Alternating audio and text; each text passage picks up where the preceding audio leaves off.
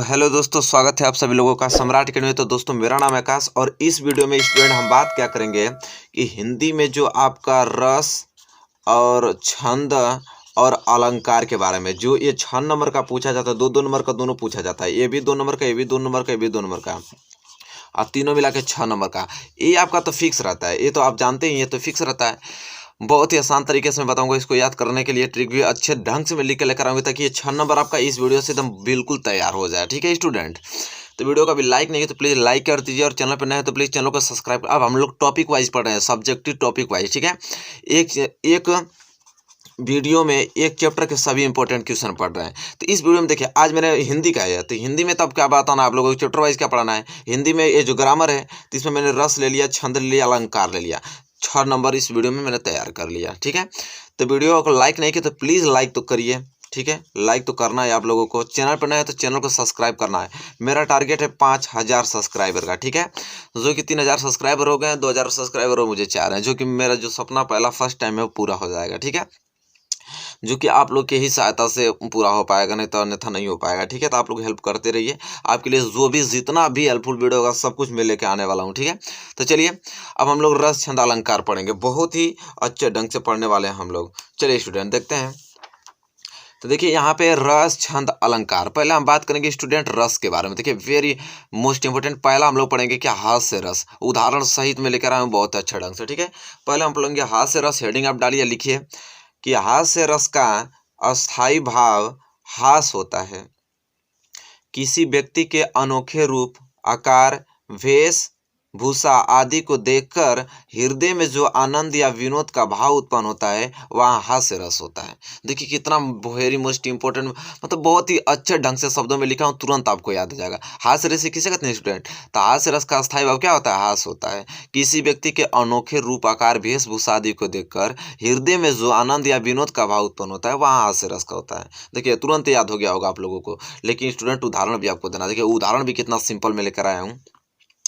नाना वहाँ नाना वैसा, नाना वहाँ नाना वैसा, विहसे शिव समाज निज देखा। देखिए बहुत ही कितना सिंपल में उदाहरण लिखा हूँ, तुरंत आपको याद हो जाएगा। बताइए कोई दिक्कत, कोई नहीं, बस हास्य रस काम खत्म। इतना लिखेंगे पूरा फुल मार्क्स आपको एग्जामिनर देगा। ठीक है, चलिए रस का काम खत्म। 2 ही रस में बताऊंगा, एक हास्य रस, करुण रस, दोनों ही आएंगे इसमें से, और एक कोई बाहर नहीं जाएगा। ठीक है, देखिए करुण रस आ गया। अब करुण रस किसे कहते हैं स्टूडेंट, तो करुण रस का अस्थाई भाव शोक होता है। किसी अपने प्रिय व्यक्ति के पीड़ित होने, अनुभाव, संचारी भाव आदि के कारण हृदय में जो दुख उत्पन्न होता है, वह करुण रस कहलाता है। अब बताइए, अब कितना सिंपल वर्ड में मैं लिखूं। देखिए करुण रस का अस्थाई भाव शोक होता है। किसी अपने प्रिय व्यक्ति के पीड़ित होने, अनुभव, संचारी भाव आदि के कारण हृदय में जो उत्पन्न होता है, जो दुख उत्पन्न होता है हमारे हृदय में, वह क्या कहलाता है, करुण रस कहलाता है। वेरी सिंपल मैंने लिख लिया। उदाहरण देखिए कितना सिंपल है। हे खगमृग है मधुकर श्रेणी, तुम देखी सीता मृग नैनी। अब बताइए, ये नहीं याद होगा तब क्या क्या याद कर पाएंगे, 4-5 लाइन का याद कर पाएंगे अगर ये नहीं याद हो रहा तो। हे खगमृग है मधुकर श्रेणी, तुम देखी सीता मृग नैनी। यहाँ पे जो खग पक्षी की बात है, मृग जो हिरण की बात कर रहा है, मधुकर जो भौरे के बारे में बात कर रहा है। तो देखिए अब यहाँ पे रस कितना सिंपल आप लोग को, हमको लगता है कि अभी 2 मिनट में ही जस्ट आपको याद हो गया। देखिए करुण रस कितना सिंपल वर्ड में लिखा हूँ, हास्य रस कितना सिंपल वर्ड में लिखा हूँ। तुरंत याद हो गया कि नहीं आप लोगों को। चलिए हास्य रस कंप्लीट हो गया। अब हम पढ़ेंगे किसके, छंद के बारे में। उसी प्रकार छंद भी मैं लेकर आया हूँ बहुत ही सिंपल शब्दों में। देखिए छंद में पहले क्या पढ़ेंगे हम लोग, पहले हम लोग सोरठा पढ़ेंगे। ठीक है, सोरठा। अब देखिए सोरठा पूछता है, अब सोरठा किसे कहते हैं, तो यह अर्ध सममात्रिक छंद है। यह अर्ध सममात्रिक छंद है। इसके प्रथम और तृतीय चरण में 11-11 मात्राएं तथा द्वितीय एवं चतुर्थ चरण में 13-13 मात्राएं होती हैं। यह दोहा छंद के विपरीत होता है। अब बताइए, याद नहीं होगा आप लोगों को, तुरंत याद हो जाएगा, कितना सिंपल मैंने लिखा है। अब देखिए तब सोरठा की परिभाषा आपने दे दिया कि क्या कह रहा है कि इसके प्रथम, देखिए याद करिए कैसे, इसके प्रथम और तृतीय में 11-11 मात्राएं एवं द्वितीय एवं चतुर्थ चरण में 13-13 मात्राएं होती हैं। ये दोहा छंद के क्या होता है, विपरीत होता है। सिंपल। और उदाहरण कितना मैं सिंपल लिखा हूँ, देखिए तो रईमन मोहिना सुहाय अमी पियावत, मान विनु वरण विष देत पिलाय, प्रेम सहित मरिबो भलो। देखिए कितना सिंपल मैंने उदाहरण लिखा है, बहुत ही सिंपल मैंने उदाहरण लिखा है स्टूडेंट। देखिए यह आपको चिन्ह भी दर्शाना है, इसका मतलब एक होता है, इसका मतलब दो होता है, ठीक है। लघु गुरु का मतलब समझते ही हैं, ठीक है। अब देखेंगे आप ना कि प्रथम एवं तृतीय चरण में, इसमें प्रथम देखिए, प्रथम या तृतीय चरण में चेक करेंगे तो 11 मात्राएं होगा, और द्वितीय चतुर्थ में चेक करेंगे तो 13 मात्राएं होगा, इसलिए गिन लीजिएगा इसको, ठीक है। बहुत मैंने अच्छे ढंग से लिखा है। चलिए 16 कंप्लीट हो गया स्टूडेंट, तो हम रोला की बात कर लेते हैं, ठीक है। देखिए रोला भी के अंदर मैंने अच्छे ढंग से लिख के लेकर आया है। रोला भी स्टूडेंट आपको तुरंत समझ में आ जाएगा, ठीक है। देखिए रोला किसे कहते हैं, तो यह 4 पंक्तियों वाला एक सम्मात्रिक छंद है। इसमें 8 चरण होते हैं। किसना? 8 चरण। समझ रहे हैं स्टूडेंट, कितने चरण होते हैं? 8 चरण होते हैं। इसके प्रत्येक चरण में 11 और 13 के विराम से 24 मात्राएं होती हैं। प्रत्येक चरण में 11 और 13 के विराम से कितने मात्राएं होती है? 24 मात्राएं होती है स्टूडेंट, ठीक है। चलिए इसका भी हम लोग उदाहरण देख लेते हैं स्टूडेंट। कह रहा है कि जीती जाती हुई जिन्होंने भारत बाजी, निज बल से बलमेट विधर्मी मुगल कुराजी। अब बताइए, नहीं याद कर पाएंगे? कितना सिंपल मैंने उदाहरण लिखा है आप लोगों के लिए कि तुरंत आप लोग याद कर पाएंगे स्टूडेंट, ठीक है। बहुत ही सिंपल मैंने लिखा है। चलिए स्टूडेंट, रस छंद दोनों क्लियर होता हुआ। आप स्टूडेंट अब देखिए, यहाँ तक तो नोट लेकर लिया है ना आप लोगों, जैसे जीती जाती हुई जिन्होंने भारत बाजी, निज बल से बल भेंट विधर्मी मुगल कुराजी। अब इसके आगे और है तो उसके नीचे लिखिए, जिनके आगे ठहर सके जंगी न जहाजी, हे यह वही प्रसिद्ध छत्रपति भूप शिवाजी, ठीक है। तो ये आपको उदाहरण में लिख देना है। तो स्टूडेंट यहाँ पे छंद आपका क्लियर होता हुआ, अब हम पढ़ेंगे क्या? अलंकार स्टूडेंट, ठीक है। बहुत ही मस्त लेकर आया हूँ अलंकार का ट्रिक के साथ, ठीक है। अलंकार, ठीक है। देखिए अर्थालंकार, देखिए अर्थालंकार में हम लोग को क्या क्या अभी पढ़ना है? उपमा अलंकार, रूपक अलंकार, उत्प्रेक्षा अलंकार, अतिशयोक्ति, मानवीकरण, ठीक है। तो ये चीज आप देखिए, इतना अर्थालंकार के में आता है, लेकिन मोस्ट इंपोर्टेंट 2021 में देखिए, समझ रहे हैं? अरे सब कुछ बताने वाला हूँ। देखिए उपमा अलंकार, रूपक अलंकार, उत्प्रेक्षा अलंकार, अतिशयोक्ति अलंकार, मानवीकरण अलंकार, लेकिन 30% सिलेबस कम होने पे 2021 बोर्ड में सिर्फ यही तीनों पूछेगा ही। उपमा अलंकार, रूपक अलंकार, उत्प्रेक्षा अलंकार, ये पूछेगा 2021 बोर्ड में। चलिए तुरंत उड़ा देते हैं इसको। देखिए पहला क्या है? उपमा अलंकार। आप उपमा अलंकार किसे कहते हैं?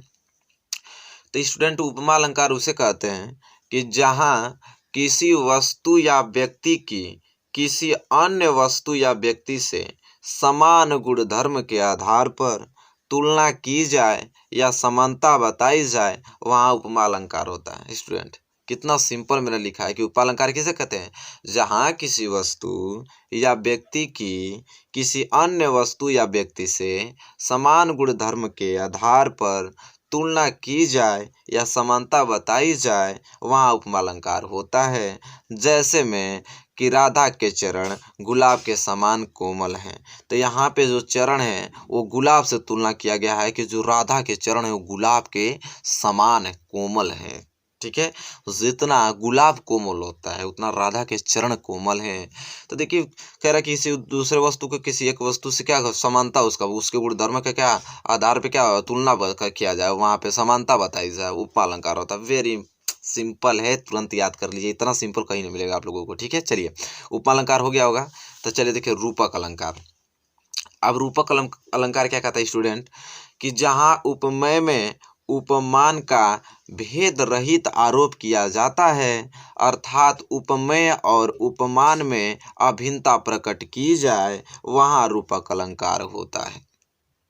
अब नहीं याद हुआ? रूपक अलंकार जहाँ उपमेय में उपमान का भेद रहित आरोप किया जाता है, अर्थात उपमेय और उपमान में अभिन्नता प्रकट की जाए, वहाँ रूपक अलंकार होता है। जैसे में चरण कमल बंदो हरिराई। अब नहीं याद कर पाएंगे? चरण कमल बंदो हरिराई, अब इतना सिंपल नहीं याद करेंगे तो कब याद करेंगे बताइए? तो यहाँ पे देखिए रूपक अलंकार भी आपने अच्छे तरीके से याद कर लिया स्टूडेंट, कोई दिक्कत नहीं होगी रूपक अलंकार में।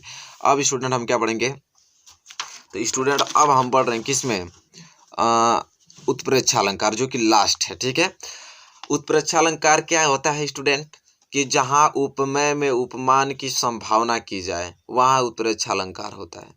जहाँ उपमेय में उपमान की संभावना किया जाए वहाँ उत्प्रेक्षा अलंकार होता है।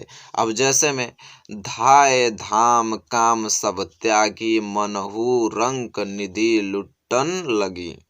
अब बताइए कितना सिंपल लिखा है मैंने उत्प्रेक्षा अलंकार कि धाय धाम काम सब त्यागी मनहु रंक निधि लूटन लगी। तो याद हो गया होगा कि नहीं? अभी मैंने 2 बार पढ़ दिया तो तुरंत याद होना चाहिए आप लोगों की, क्या और क्या। ठीक है, चलिए। तो रस छंद अलंकार 6 नंबर स्टूडेंट कोई अगर काट दे तो आके हमसे कह दीजिएगा। इतना सिंपल कोई बता दे तो कहिएगा हमको। बताइए कितना सिंपल मैंने शब्दों में लिखा है और उदाहरण कितना सिंपल मैंने लिखा है। अगर अब 6 नंबर नहीं उठाते हैं तो क्या उठाएंगे?